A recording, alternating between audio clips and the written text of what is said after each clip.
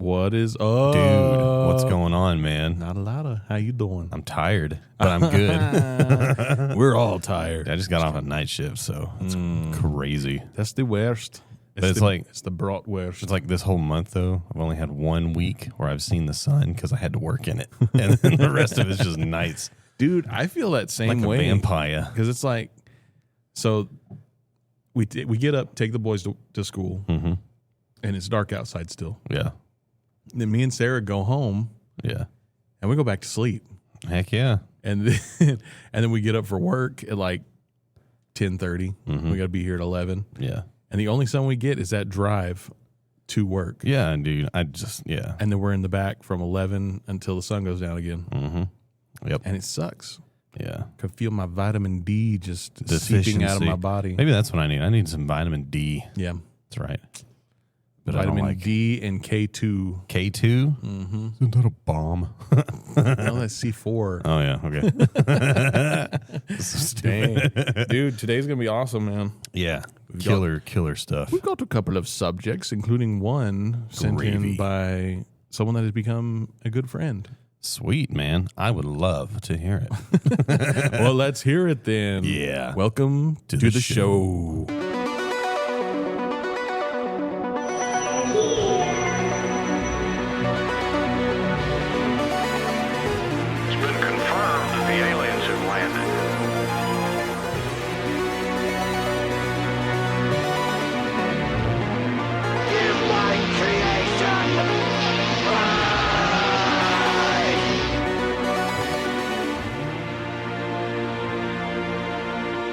Oh my goodness. Yeah, buddy. Dude. Man. That's awesome. I love that last part, dude. Great my creation line. That's still my favorite thing ever. Heck yeah. Life, dude. Just saw a new Frankenstein movie. Did you? Yeah.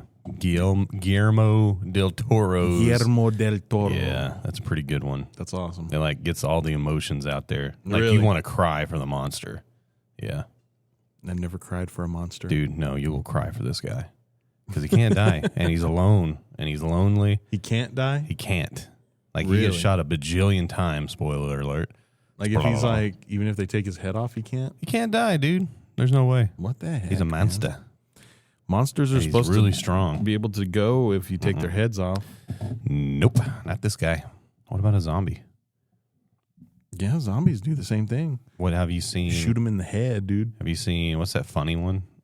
The funny zombie movie? Yeah. I didn't know there was a funny zombie. Dude, there's hilarious zombie movies. Is that Warm Bodies? No. Oh my gosh, no. What the heck is that? You never seen that one? No, I have not. That's a good one. It's like Twilight for zombies. No, dude, it's a funny story. Is it really? It is a funny story. Have you ever seen it? No, I don't even know the premise of it. Bro, you got to see it. It just looks like It's Twilight good. for zombies. It's nothing like Twilight, dude. He's all sparkling. It's a comedy. He's like just sparkling, dude. Sparkling zombies. Yeah, no. That's awesome. Mm-hmm. But no, on that funny zombie one, they have like these butterflies and stuff that are all cadavered, you know, and half dogs. What? Yeah, it's so What the weird. heck, man? Yeah. Dang, That's I wish I weird. could remember it. That is weird. It's dawn of the night of the day of the... Dawn of the night of the 28 days later. Oh, my gosh. Oh, Man. jeez. Heck yeah, dude. Dang it. So what you got first, man? Dude, speaking of life. Yes, life. Okay, so for those of you who don't really know our politics or whatever, which it shouldn't even be political at this Should point. just be right. It's just a right thing. Yeah. We are very pro-life. Very much. We yes. are, like, you can't, like, say very pro-life. We are pro-life, Yeah. period. Oh, yeah. You know? Oh, yeah. 100%. And we had a story sent in by a listener, Shay.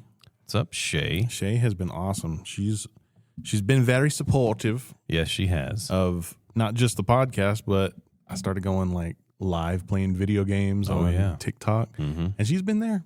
Yeah. She's been awesome, Sweet. interacting with everybody, and That's pretty cool, It's been man. cool. Yeah. so we're gonna tell her story Sweet. today, and it has life written all over it. Oh, yeah. It's everywhere. It's so life. So, for life, it's great. All right, so I'll start out. I'm gonna try to keep as many of the names out Okay. as possible. Yeah. But yeah, she says, my name is Shay. That's where we're going to keep it at right there. Yes. And this is a story of my daughter's adoption into the most wonderful and loving family. Sweet. When I was 17 years old, I became pregnant from grape. Oh my gosh. Yeah. Dude, first off, just starting there, I can't even imagine. I couldn't either. That kills me. Yeah. It Like, really okay, does. I put a lot of things. It's like if I had a daughter or, whatever. Mm-hmm. But if I had a daughter that happened to, Yeah. oh my gosh. Yeah. There would be a crater where that dude was. Yeah. I mean, it's insane Mm-hmm. on that somebody can do that to someone else. Yeah. Unwillingly, It's horrible. Yeah. It's the worst of the So worst. that comes to the second thing we're pro or against, basically, is that. Predators. Yeah, any predator Mhm. like that Mm-hmm. needs to be castrated and hung up. Yep. For the world to see. Oh, yeah. Yeah. Sorry. Anyways. Let's see. Her daughter was born, and she cared for her the first 3 months of her life. Okay. As a 17-year-old. Yeah. Cool. Yeah. During that time, I'm going to read it in her perspective. Yeah. Because that's how it's written. During that time, I worked 3 jobs, and she was often cared for by friends, family members, and myself at night. Despite doing everything I could, I felt deeply that she deserved more stability and support than I was able to provide at the time. Mm-hmm. With that in mind, I began researching adoption and was led to a Christian adoption organization called Gladney. Glad. Shout out Gladney. Yeah, for real. That's awesome. Heck yeah. The very first family I came across was a woman who looked like an older version of myself and lived in Lubbock. Dang, Lubbock, so just Texas. down the road, Mhm. huh? Okay. In that moment, I felt an overwhelming sense of peace and certainty that they were meant to be her family. Dadgum. I reached out to them, and I'm going to block out their names. Should I block out? It's just their first names. No, just use first names. I reached out to them, and Courtney and Tamara responded with such excitement that Tamara left work immediately to share the news with her husband. That's cool. A few days later, we met in Florida for dinner. I'm guessing Shay was in Florida. Okay, at that from time. Florida. Yeah. Gotcha. That's a That's a long stinking way, way. man. Mhm. Wow.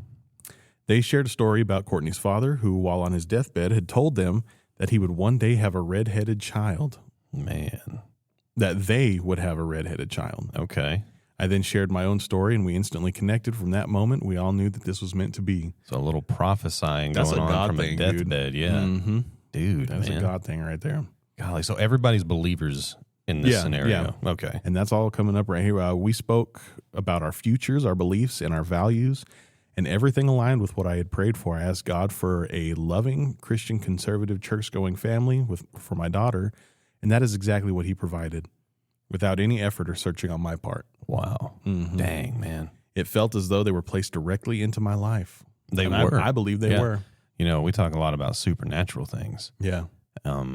The Bible being the most supernatural book Absolutely. ever. Absolutely. And I'll say this about a mother's prayer.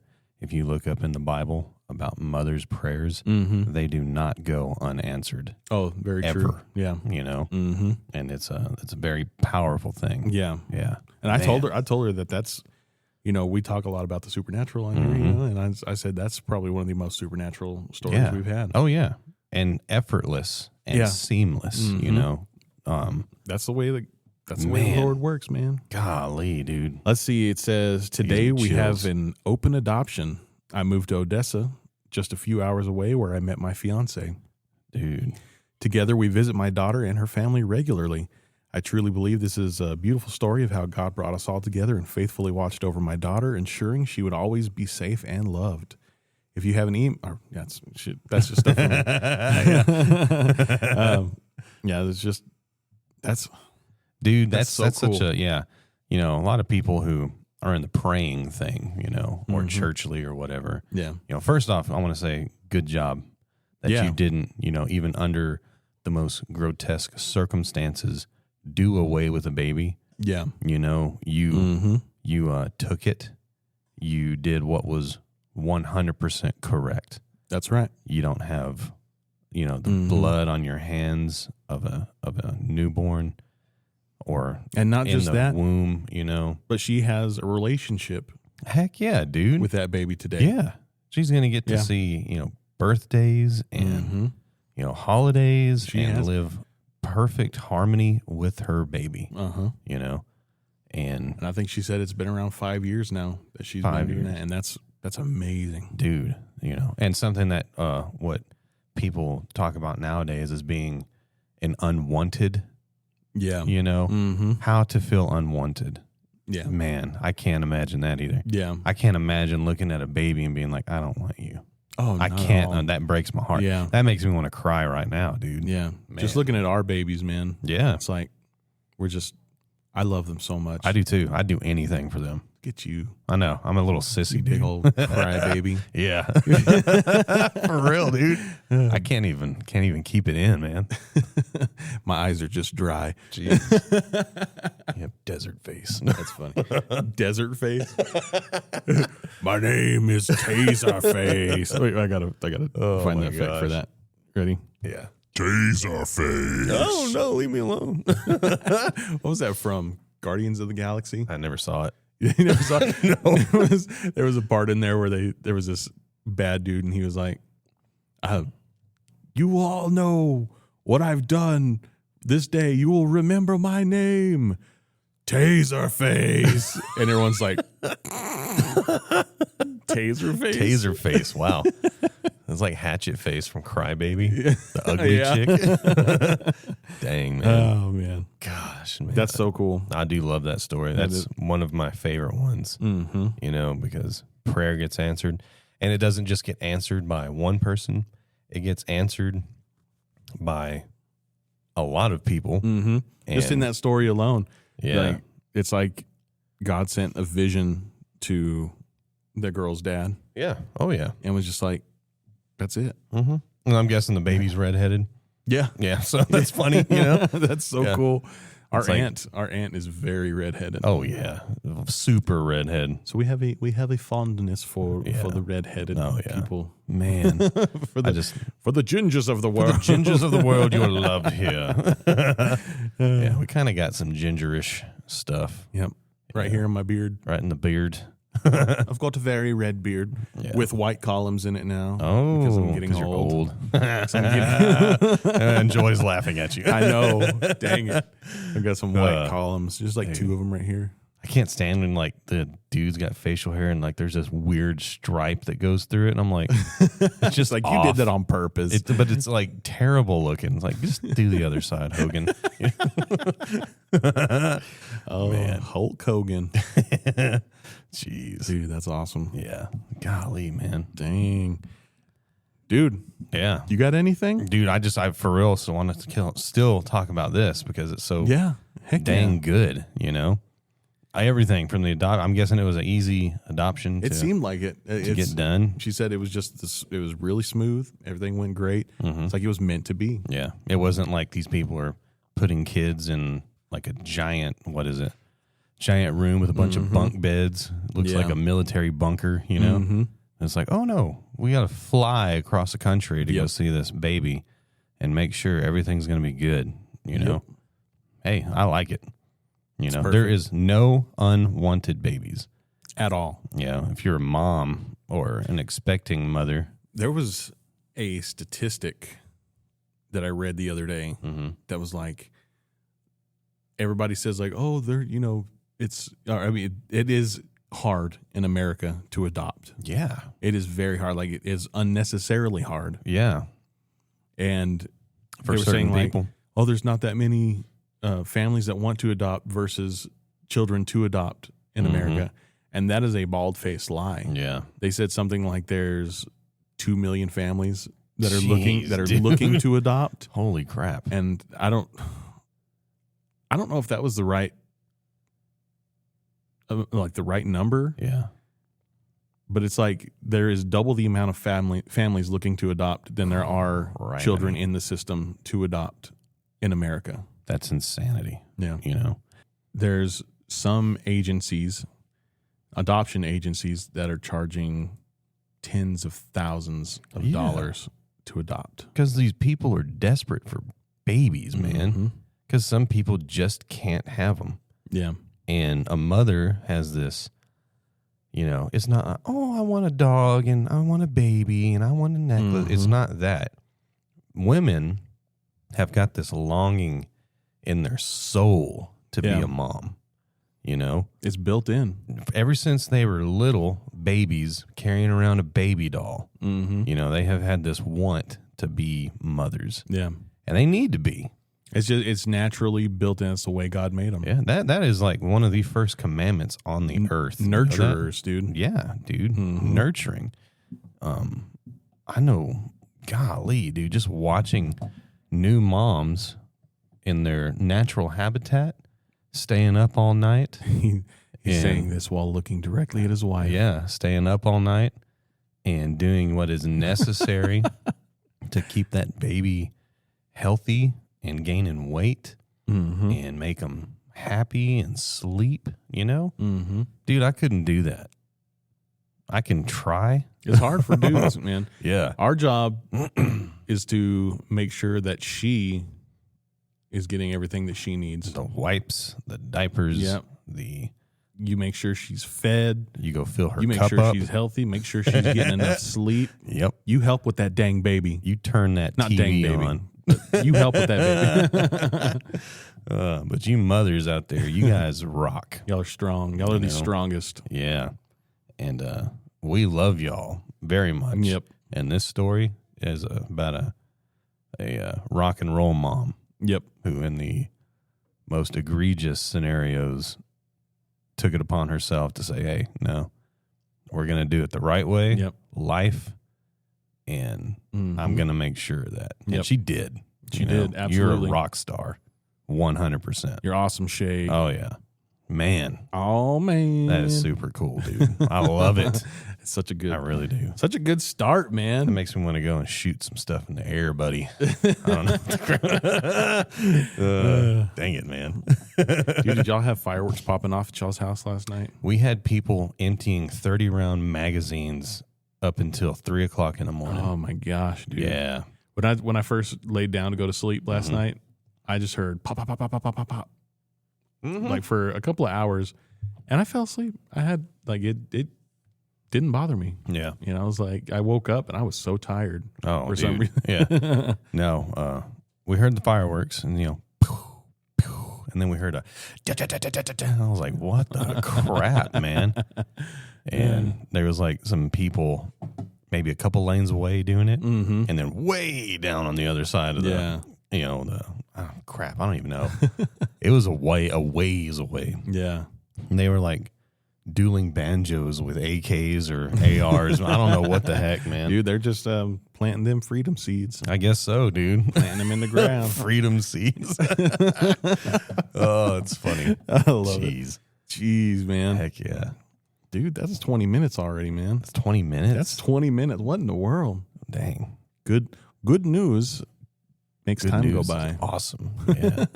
And if anyone else has any cool stories like that, you know, we find the supernatural in that because that does not happen.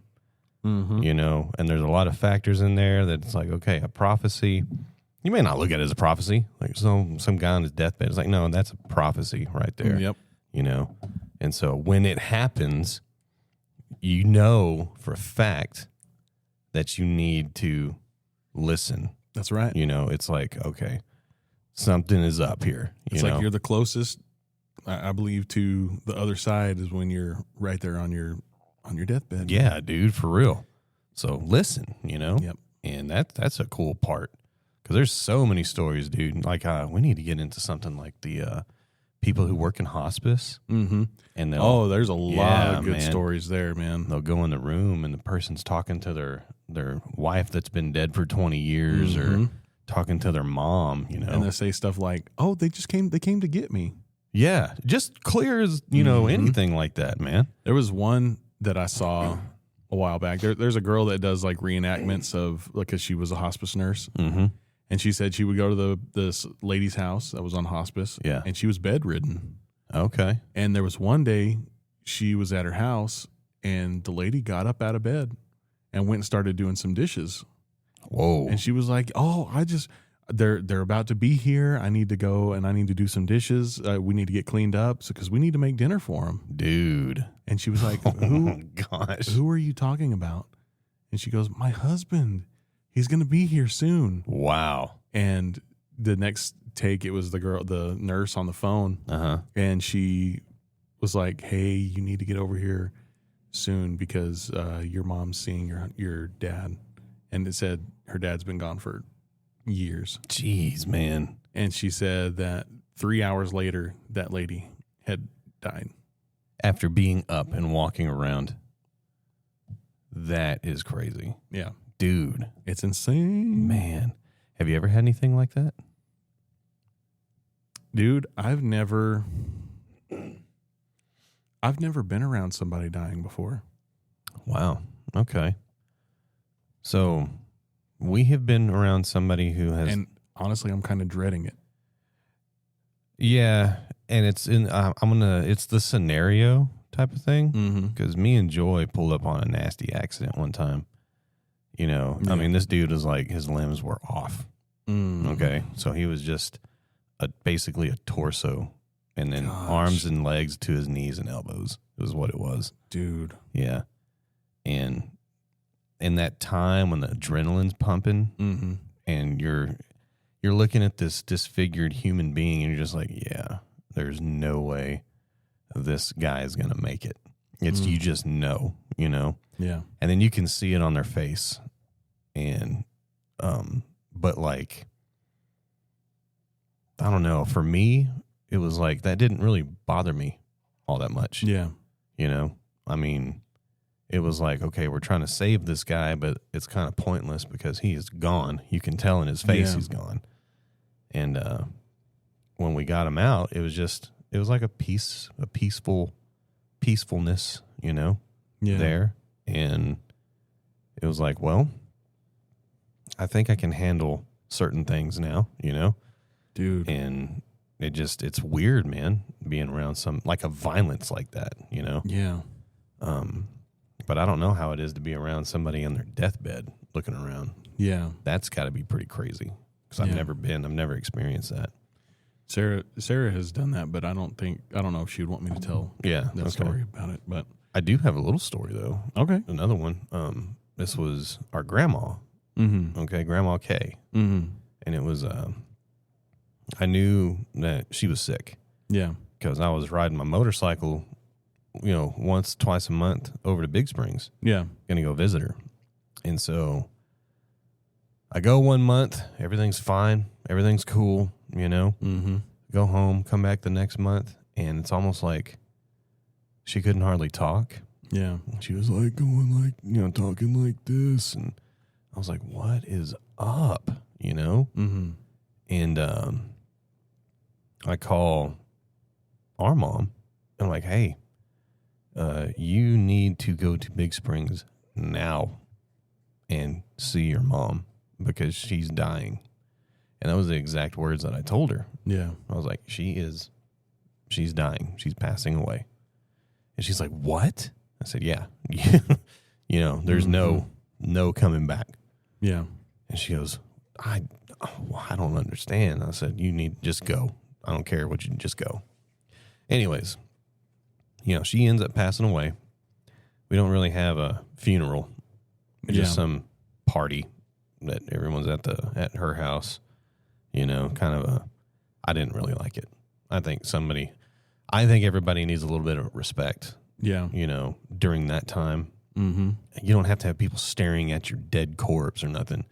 But a somber memorial for you, you know, because she has a bunch of grandkids. Yeah. You know, and I didn't really like that. And so, you know, go a couple of months, and I have this super vivid dream, man. Yeah. And I'm out in this field, and I see like these old-timey water pumps, like the big flywheels sticking out of the ground and mud, you know, it's like covered them up. Yeah.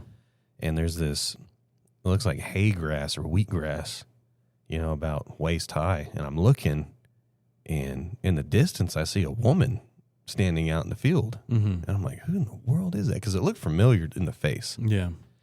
And so I start walking up a little bit, and I'm like, Grandma? And it looked like she was maybe 25, like young, you know. And our grandma smoked a whole lot, you know. Yeah, a lot. And to the point where, like, cigarette took up the whole smell of the house. Yeah. Okay. But when I walked up... That was most people that... grew up in that time, you know. But when I walked up to her, I could smell, like, her hair is what I could, like, I could smell her hair. Mm-hmm. And I just held on to her and I hugged her forever in my dream. Like, that was the dream, was me hugging her. Yeah. And when I woke up, I could still smell her hair.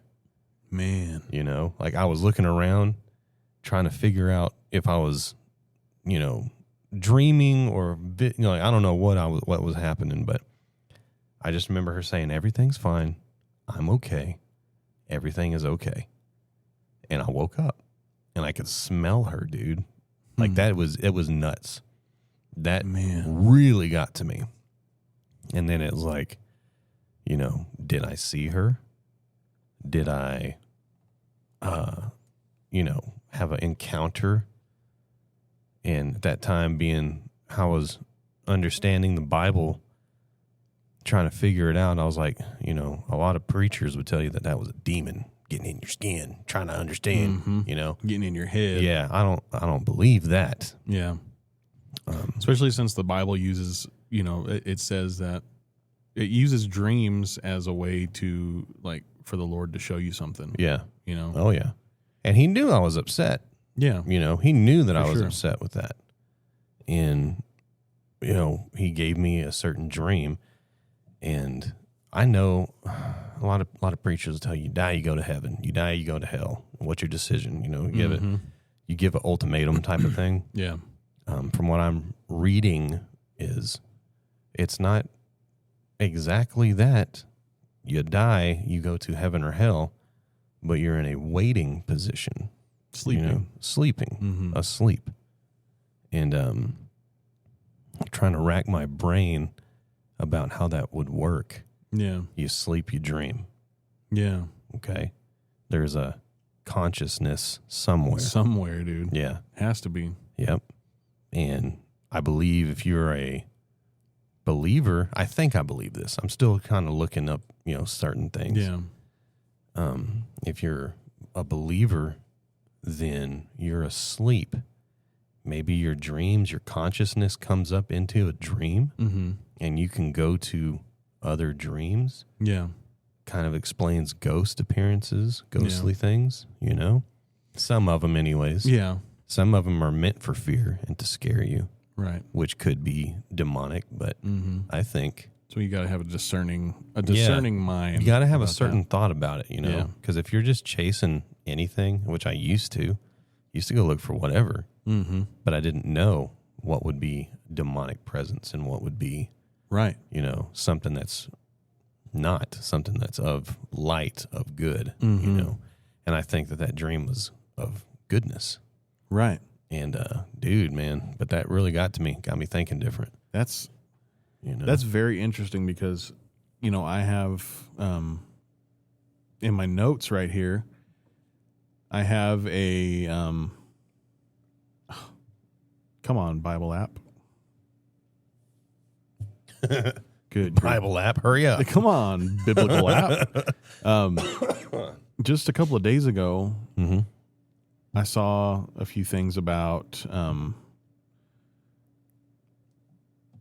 my goodness, about ghosts and what the Bible says about ghosts. Yeah.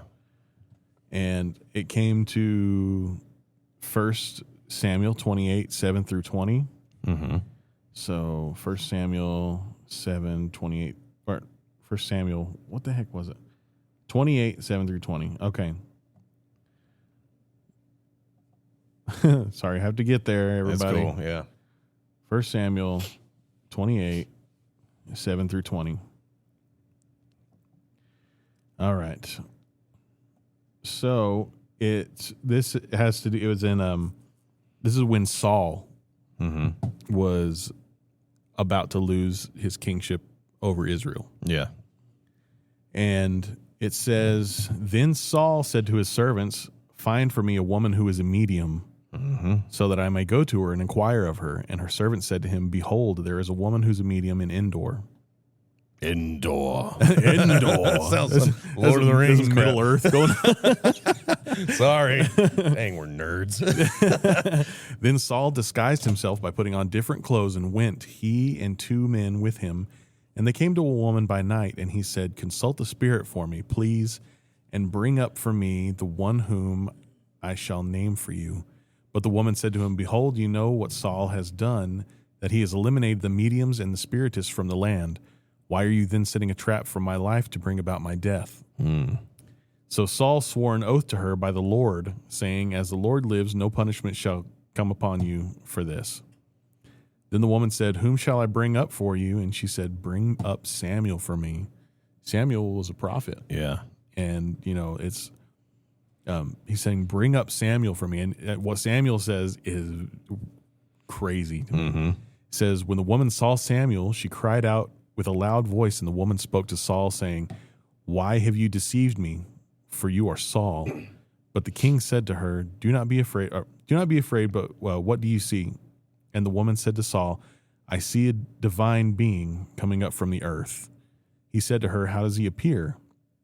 And she said, As an old man is coming up, and he is wrapped in a robe. Then Saul knew it was Samuel, and he bowed with his face to the ground and paid homage. Dang. And this is where Samuel talks to Saul. He says, And Samuel said to Saul, Why have you disturbed me by bringing me up? Jeez, dude. And this is after Samuel had died already. Man. Gosh. Saul said, I'm very distressed, and the Philistines are waging war against me, and God has abandoned me and no longer answers me, even through prophets or in dreams. Therefore, I've called you.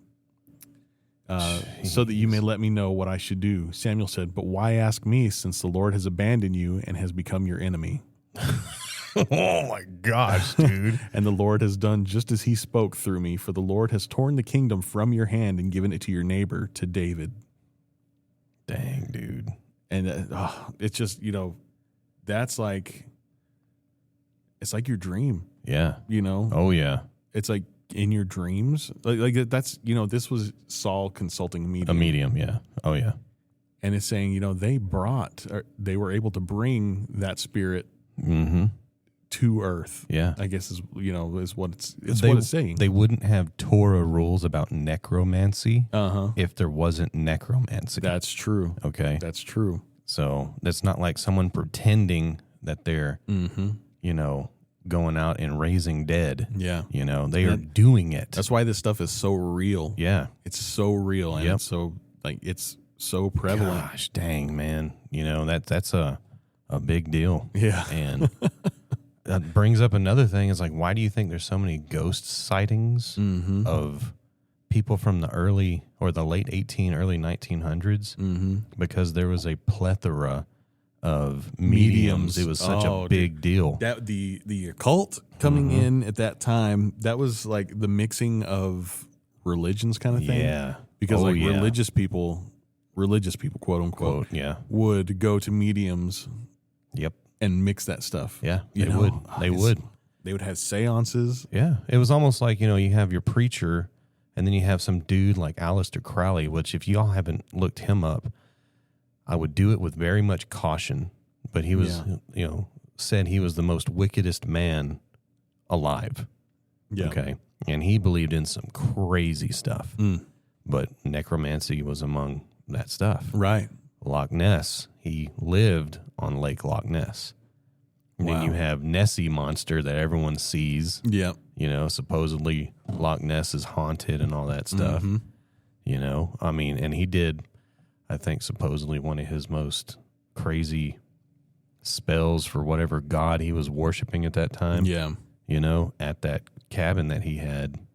But this stuff is real, dude. Yeah. And people conjure up some crazy things. Yeah. Thinking that it's like the right thing to do. Yeah. And I get, if somebody close to you passes away, and you're not set in what you believe. Yeah. Because you have not been taught anything. You've been taught ghosts are real, mediums and spiritualists are are correct, Yeah. you're playing with some really dangerous things. Yeah. And I know here in Fort Stockton there are some high people back in the day when, you had like Mr. Rooney, named for the Rooney Park's named after him, people like that who were into the occult. Yeah. And I remember going, like that was a big thing back then. It was. And I remember going into the and we talk about Annie Riggs a whole lot. I remember going in there and seeing a book of witchcraft. Oh, wow. In the glass case. I hope they still have that. Yeah. I hope it wasn't thrown away or anything. We should go by and look. We should ask Ross and say, hey, dude, we know there's a book of witchcraft. Can we look in Mr. Rooney's room? But it was just, it was just there on display. And I was looking at it like, what in the world? People really did this stuff. Yeah. And it was just an everyday thing. Yeah. Even in your little bitty town, 100%. Yeah. It's everywhere. Everywhere, dude. Everywhere. And not just because there's people in the town that do that stuff, but because they bring in people that do it. Yeah. I was also thinking, like, there was a time where I'd just go walk around town a whole lot, and I'd go under bridges and stuff. Yeah, how many satanic symbols are under bridges? Oh, a lot, dude. Every road going in and out of your town probably has a satanic symbol. Dude, the building across the street from us right now has a pentagram. Yeah. In blood, I think is what it was. No, it's just blue paint. Was it blue paint? I thought there was like a handprint or something in blood up like there. Inside there might be. Yeah, at one point. So. It's like it's pointing out to the street. You can see it right now. Oh, my gosh, dude. It's... Man, because people don't care. Yeah. And they take certain symbols and everything and they pervert a lot of stuff, Yeah. Like I don't wear cross necklaces or Star of Davids or anything like that. Yeah. Certain symbols are meant for good, but I don't know.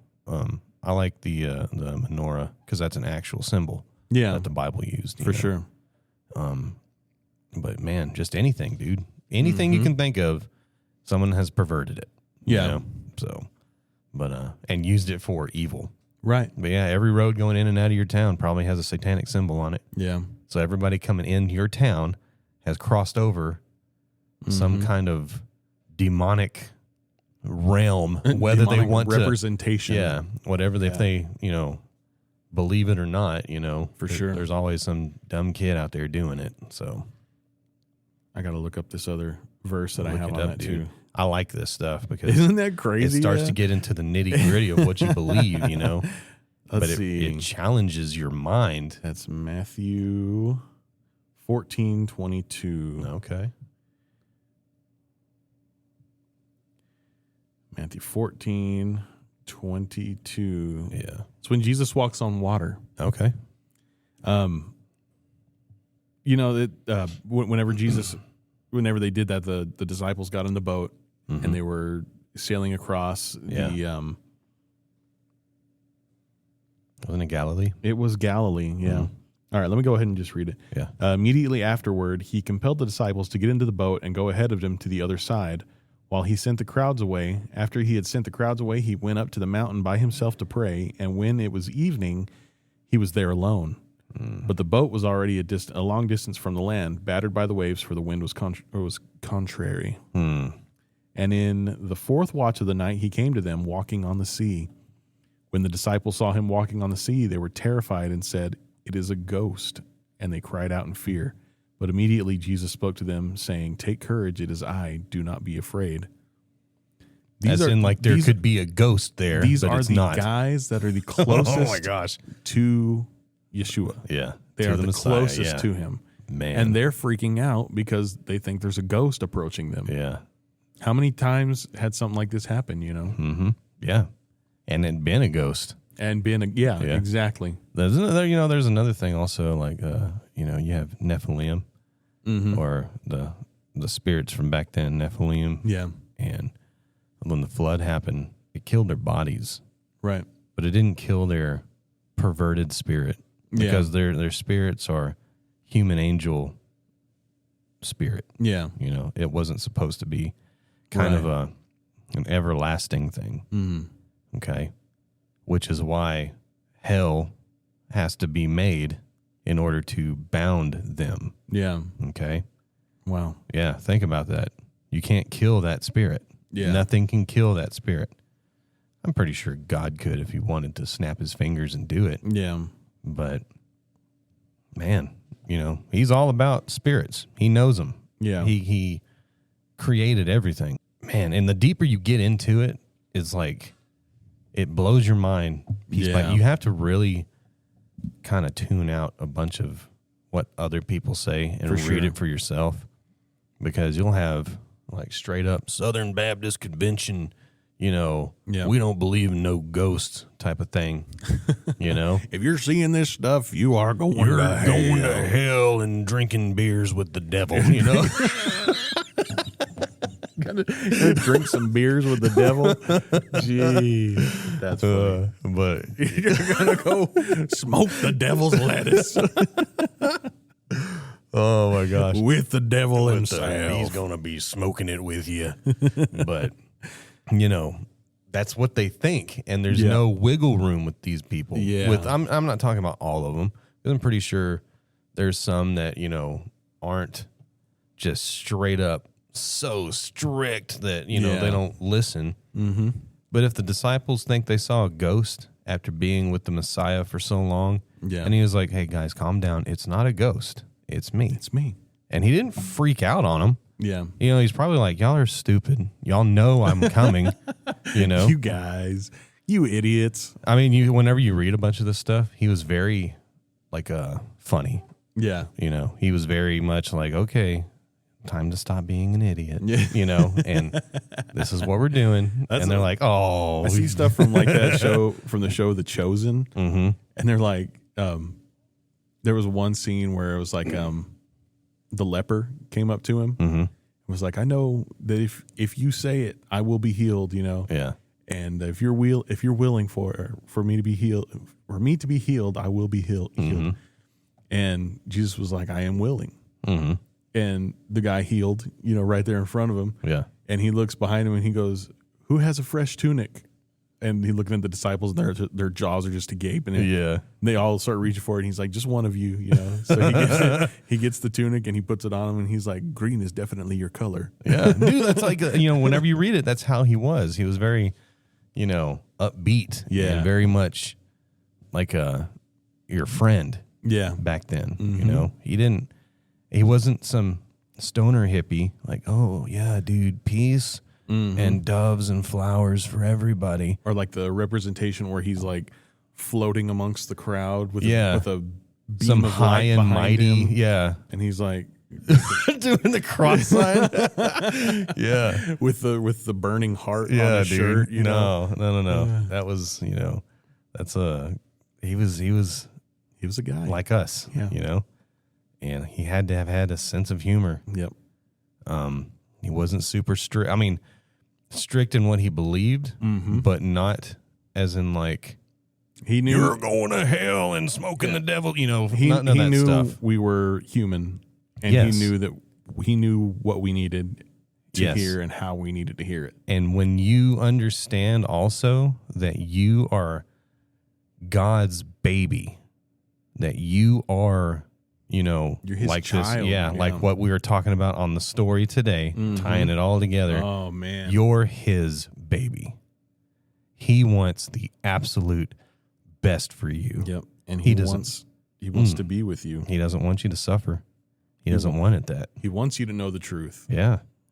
Sometimes it hurts. It does. Sometimes it'll make you cry. Sometimes it will tear your whole life apart. Yep. So that it can be rebuilt. And it has to be. In the way that it needs to be. Yep. And there's no way that he's going to rebuild you if he can't build you on the solid rock. That's right. He's not going to build on sand. That's right. You already done that. You're already built on sand. You're already built on crappy mud water swamp. You don't want that. You want to be a dang castle with some stones up on that thing. There's some stones underneath it. But he loves you just like you're his baby. Gosh. So full circle, man. Yeah. I came around. I can't think That of was a better pretty place dang to end good, right? it, dude. That's perfect. Yeah, dude. We're at 45 minutes right now, 45 dude. minutes is a good episode. That's a good episode, man. Heck yeah. Dude, I love this, man. I love was that turn. Really awesome. That's so good. Oh, man. Man, I'm excited, dude. I am too. I really am. I hope, love this. I hope all of you are like liking this kind of direction that we're going in. You Yeah. know? Like it's all supernatural. It's Every so bit of it. crazy. Every single bit of it is. Yep. You know, we're still going to do stuff like old wives' tales and stuff. Yeah. You know, I think that's because there's a reason for it, you know. Or Bigfoot, you know. But we are going to tie some biblical stuff in with it. Mm-hmm. Because it has to do with all this stuff. Yeah, exactly. You know? I mean, I was looking up Bigfoot stuff, dude, and, you know, there's Gigantopithecus. Did you know about that? Gigantopithecus? Yeah. Yeah. Dude, Yeah. no one talks about that. An actual creature that looks like a Bigfoot, you know? So, hey. They talk about it on Eureka. You ever seen that show? Eureka's Castle? No, Eureka. It's about like the town with all the smart people in it. I just remember Bog and Quagmire.